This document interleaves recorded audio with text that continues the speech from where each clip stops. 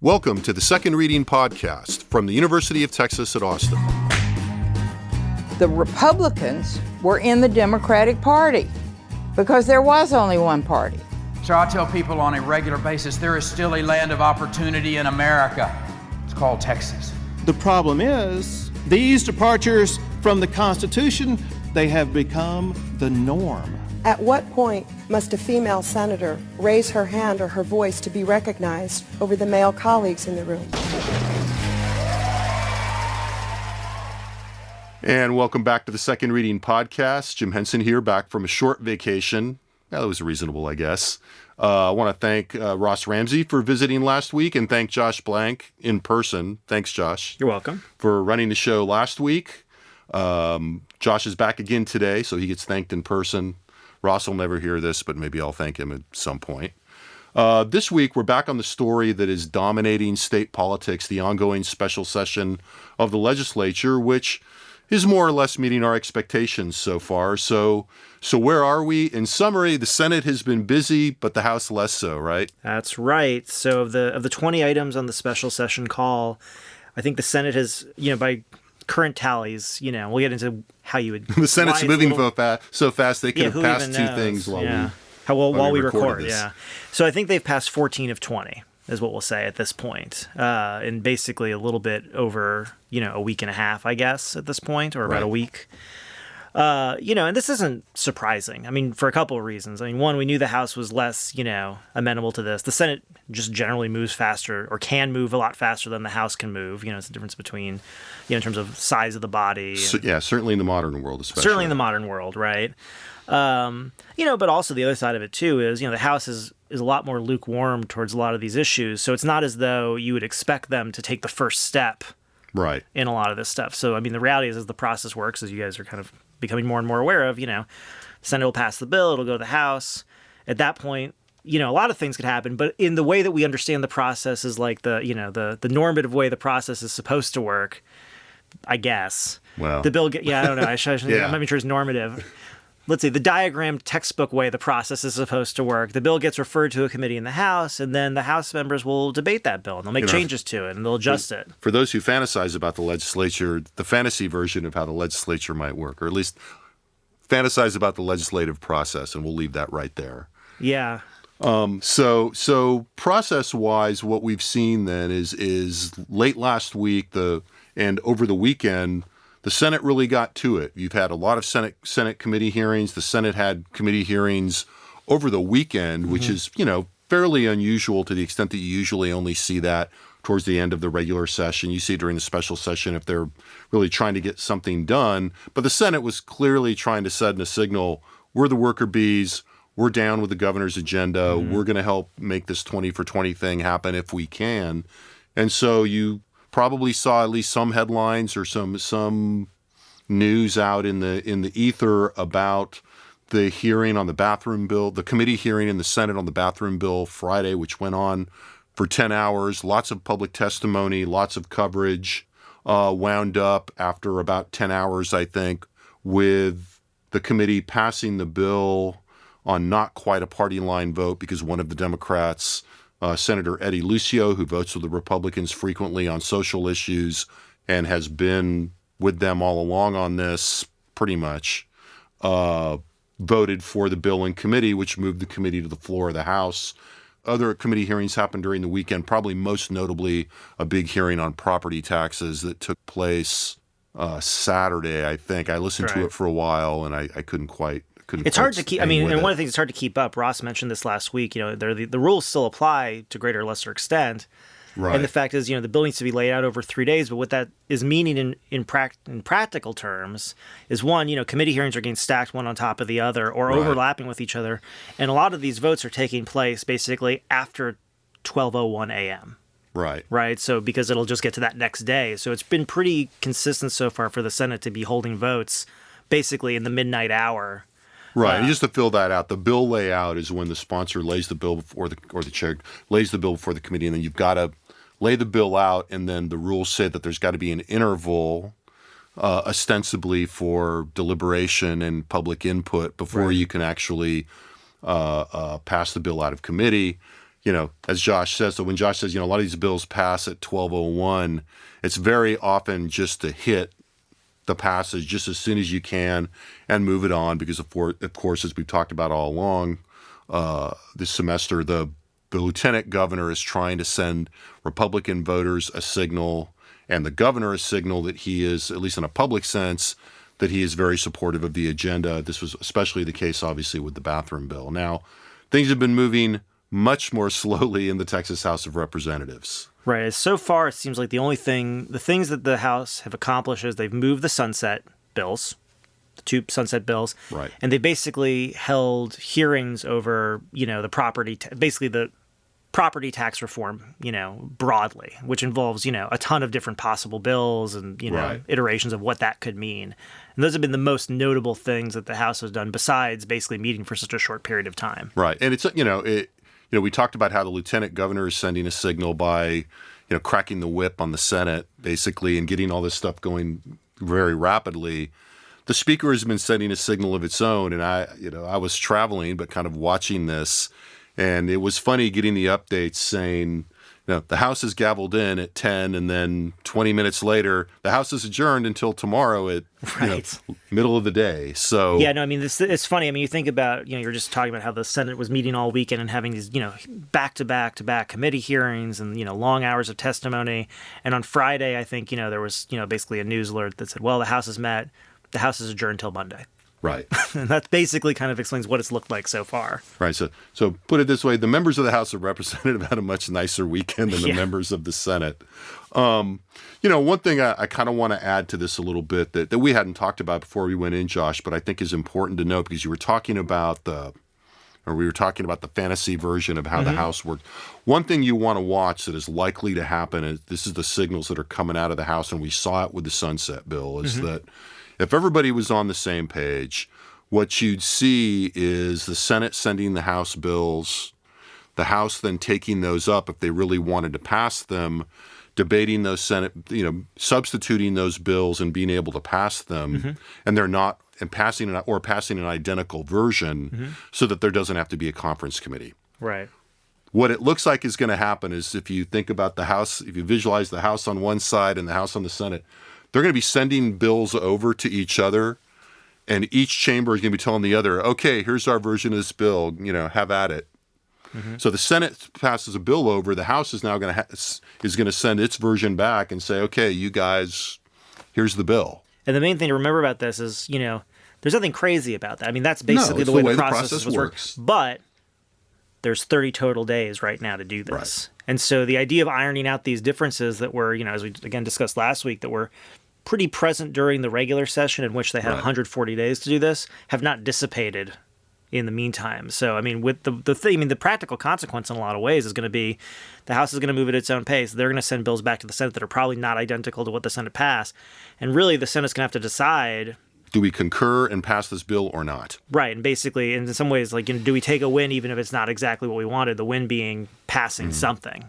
And with the clock ticking very loudly, or do we have to not concur, go to conference, and probably not get anything? I mean, and try to work it out and split the difference in conference committee. It's something everything takes time. Right. All right. So that's something else to watch, is that there are subtle ways in which the chambers are communicating their antipathy towards each other. And, if you watch, they're not so subtle. So we also want to talk a little bit, we're going to, wouldn't be the second reading podcast if we didn't get into the institutional weeds a little bit, but I think it is. Well, see, the first about. Reading is just the newspaper. See, we have to go deeper. Right. That's, Jonathan Tylove. Yeah. Anyway. Yeah. We'll asterisk that, and we'll now I feel like we have to bring Jonathan in before this is over. He's already told me he won't do it. He can't commit to actually being somewhere at a certain time. Well, we'll lean on him a little more. Okay. Jonathan Tylove is the senior political reporter for the Austin American-Statesman, who we do a lot of stuff with.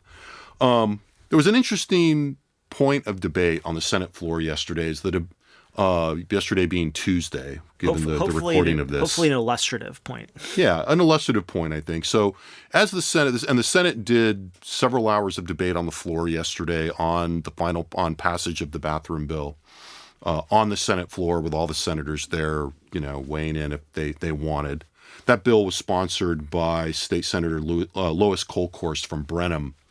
And as they were debating that bill, there was a debate happened and a couple of procedural moves that really illustrated how the separation of powers and interpretations of the separation of powers among the different branches can really play out in the legislative process, and how different actors in the process have different views and different interpretations of those that affect how things operate. So as the bill was being debated, Senator Kirk Watson from Austin, a Democrat, raised a point of order, which is a procedural motion that cites something is going on that is a violation of the rules that's related to the bill that can result in the bill being either pulled or failing in some way, being ruled out of order, if that point of order is sustained by the presiding officer, in this case, Lieutenant Governor, typically on the advice of the parliamentarian. And the parliamentarian, in this case, is Karina Davis, and there are interview snippets with Ms. Davis in the course material that you may have already gotten to, and if you haven't, you will. And what the point of order that Senator Watson raised said that the portion of the bathroom bill that Senator Kolkhorst had inserted, that said that essentially the birth certificate criteria for public facilities access should also be applied to athletic activities. So in other words, if you wanted to participate in women's sports or men's sports, you had that which gender of the sport you participated in would be determined by the gender of your birth certificate. And I'm sure you've maybe you've seen some articles about this issue coming up. I think there was a wrestler in Texas who won, I guess, the girls, state. I mean, it's kind of, it's actually gone the opposite way in some ways. I think, I don't remember all the details of it, but essentially, there's been some issues here. I believe that it was a transgender boy who wanted to compete in male athletics. Right. They would not let him because her birth gender was female, and so wound up competing on the women's side and beat everybody. I think she won the state championship. Yeah, she won the state championship. Or he won the state championship. Or won whatever the level it's of championship. It's complicated. And I don't follow high school wrestling very closely. Yeah. So I used to. So Watson, so back to the point. So Watson basically said that the bill was defective and raised the point of order saying that provision did not fit under the call that the governor issued because the governor's reference to a bathroom bill essentially didn't touch on athletics. Right, it was actually very specific. It was just about regulating policies within multi-occupancy, like restrooms, changing rooms, or other facilities of undress. So what you got out of that was a very interesting debate in which turned in many ways on whether on how much the legislature had to follow the letter of the governor's order for a special session, or whether once a subject was put on the call, the legislature had how much latitude the legislature had to pass to engage in laws within that area. So they went to the Senate rules as part of this discussion and found a series of cases that, I think was still left it open to interpretation. But the Senate and the parliamentarian and the presiding officer adopted the position that, in fact, this provision was generally related to the call and so was a legit exercise in this. I suspect we're going to see this point of order again. Oh, yeah. On the House side, should the bill ever get heard over there. But what it really brought out was that, this issue of separation of powers, which we think of as a kind of broad constitutional principle, can really affect how things operate on the ground and really has meaning that can be substantively debated. Right. If you were basically an alien who landed in Texas 2 weeks ago and you were really interested in the Space alien. Oh, good call. A space alien who landed in Texas 2 weeks ago and you saw the beginning of this legislative process, you might think, oh, wow, the governor is so powerful. Let's say you were interested in government institutions. And he lays out these very specific calls that now the legislature has to go and act on. And then if you landed a week later, you'd say, oh, no, the legislature is where the power is, because really they only have to basically pass bills that generally relate to this. Right. And who determines whether they generally relate to this? Well, the presiding officer of the body, with the advice of the parliamentarian, that's a lot of leeway, right? And so you're kind of seeing that get illustrated really clearly, right? And we were kind of talking about the arc of Greg Abbott's approach to this special session. And it's interesting because we were talking last week again about how he'd come out kind of swinging, saying, look at how much money I have. I'm running for re-election. I'm going to keep names of people, who are with me, and I want to pass 20 of these items. Right, and I've called the legislature, which a couple weeks ago I was calling a lazy, failed legislature, to come back and actually do their jobs. Right, and if you actually are following, it's harder to find it, even though he's been all over media. I think he had 30 media spots scheduled over like this last week. But if you're actually following what the governor's been saying this week, now it's very praiseworthy. Everybody's working. Even the House that hasn't done much so far, he's saying, oh, no, they're coming along. We're not keeping a naughty list and a nice list. We're just keeping a nice list. It is true. We're just said. keeping a list of who's with us at this point, And part of that is interesting use of negative space. Right. But that change in tone is a real reflection of the fact that the ball's not in his court anymore. Right. And this little rule and this sort of rules debate illustrates, not only how much, latitude the legislature has in terms of actually fulfilling this call or not. Right. That's one aspect of it. But even within that, how much, the rules can be applied sort of selectively within that to either help or hinder what the majority party within that body even wants. And the example here would be that Senator Menendez, brought up that when it came to the sunset provisions, some senators wanted to add provisions to those bills that would actually affect the way the agencies operate instead of just extending basically their existence. And the rule actually the way they ruled it was opposite, which was, well, that's not on the call. Right. So if that seems inconsistent, that's because it probably is. But it's also the way that the process actually works. And so it's easy, I think, to break this often into, what it raises too is, the way that the institutions are organized create lots of different axes of conflict that, aren't the ones that get the most public shrift. I think the things that we've seen nationally, the big discussion of divisions obviously are party polarization, the differences between the parties. If you go to another, level of kind of party conflict, there's lots of discussion of the factions within the Republican Party, factions within the Democratic Party too, for that matter. But here, you see that kind of not as relevant, where you have basically, you could read the Watson-Colcourse debate, even though there was clearly a party dimension there, where Watson is trying to defeat this Republican initiative, but he's actually arguing for a more powerful executive branch vis-a-vis the legislature, where you have then the Republicans embracing an interpretation that is much more aimed at a kind of legislative latitude and supremacy. Right. And so this institutional cleavage is kind of a more relevant, interesting thing. And I would say this. Now, two things to note. On one hand, after all of that, it was basically a pretty straight party line vote. Mm-hmm. So for all the substance of that discussion, everybody was still ultimately pretty much shaped by what the party imperatives were and the way that the ideological positions on that particular issue, which is heavily partisan right now. Mm-hmm. Nonetheless, I would say that as I was watching that debate, it was a reasonable evidence-based debate. Watson made an argument based on his reading of the bill, on his reading of the Constitution, on a theory of separation of powers and institutions. Colcourse went to the rules. She and her allies discussed the court cases. They discussed issues of, I think Senator Betancourt from the Houston area also kind of actually mentioned, this is about separation of powers and what the role of the legislature and preserving the role of the legislature. Whatever you thought about the issue, it was an unusually substantive debate at a time when we've seen not a lot of that.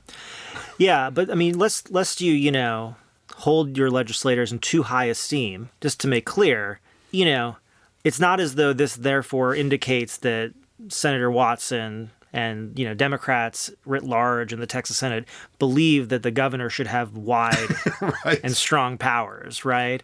This is an example of how, both sides use the rules basically to their own, and ideas. But I guess that's what I was responding nicely about it.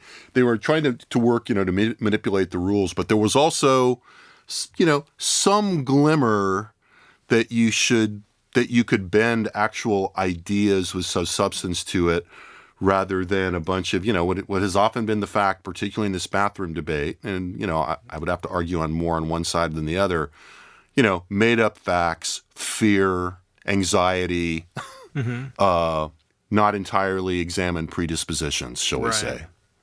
So, you're right. I mean, I don't want to say, hey, it was a moment of, this is Lincoln and Douglas going on in the floor of the Texas Senate. No, I'm not trying to be, I don't know. I'm pretty clear-eyed about what's really going on there, obviously, but also, it's not meant to denigrate the debate. I mean, it was still an interesting debate, whether or not tomorrow the two sides will be in the same positions, because they might be on the other side of the debate, making basically the other side's arguments. I think that's a pretty good point. I mean, I was thinking that as like, I mean, will there be a point before too long where, Senator Watson will be just as passionate, relentless, and, Watson is a pretty good debater, trial lawyer, Will he be, as impressive arguing the other side before this is all over? Right. So not out of the question. So what do I guess before we wrap up, what do you think we're going to see in the next, week or two? I mean, I can kind of start to imagine. It's fun to make some predictions. Now that the House will actually start being in for a little bit longer. Right. Okay. Well, it'd be hard to be in for less long. For longer than 20 minutes or a half an hour. Right. I think we're going to start getting down to the serious horse trading, and we'll get a much clearer idea of how far the House is willing to play the string out of moving slowly and trying to, force the Senate to compromise, and whether, in the end, the Senate will compromise on some of these things. It doesn't seem to me like the incentive structure that drove, and the political context that drove a lot of the regular session has changed all that much. And I think, it's going to be hard for us to know, because I think some of this is going to happen behind the scenes. And this adds a nuance to this notion of kind of institutional process time in the cycle of gubernatorial influence. Yeah. I mean, the governor still can wield, it's almost like the sword of Damocles, and whether the governor, drops it on the legislature or not. And that is two things. If they do pass things that are compromises that, he thinks aren't up to muster, will he veto them? I think he's unlikely to veto things. If they actually make it out, I think he's unlikely to veto things. But, that is something that, writ large, they can wield. It's just not as useful a weapon given the configuration of politics and where he and Patrick are. Right. Or more likely, more relevant, will he say, I meant 20 for 20? And if they pass some compromises, he signs them. But if it's not enough, he can call them back for another special session, which certainly the House doesn't want. And while the senators in public have to act like good troopers because the lieutenant governor says we'll come back as long as it takes, it's not what any of the legislators themselves want. Right. I think the only person who loves to be here, in most cases, seems like the only person who loves to be here in July is Dan Patrick. Pretty much. Yeah, I'm kind of interested to watch how much of the next week, once the Senate basically finishes its first round of work, I'm really interested to see how much of, the major players here, Patrick and Strauss and Abbott, how much of the way they proceed is sort of an inside game versus, the outside game. How much of this is going to be public scolding? Pummeling, or do they get a little more diplomatic in order to try to get some stuff done? Yeah, and that's kind of the next thing I'm really interested to see what happens. I think in terms of like the micro level things that you'll see, I think, we've seen, some level of debate. We've seen this level of debate in the Senate. I think what we probably will start to see maybe early next week. Again, it depends on what the pace of the House is. Eventually, one of the questions is going to be, once debate opens up in the House, how much do the dissident, kind of more ideologically conservative, anti-Strauss forces in the House make noise in the process? Right. These are Republicans. And they are they are Republicans essentially allied with the lieutenant governor, broadly speaking. At least ideologically. They're at least fellow travelers, if not, explicit allies. So those are some things to watch. That's the second reading podcast for this week. I think we'll both be back next week. I plan on being here. I have nowhere to go. All right. And who knows, maybe we'll have Jonathan Tylove in tow. But probably we should not. Invite him for the rest, and hopefully he'll come to one. He'll come to one. So thanks a lot. Have a good week, and you'll hear from us again before too much longer. The Second Reading Podcast is a production of the Texas Politics Project and the Project 2021 Development Studio at the University of Texas at Austin.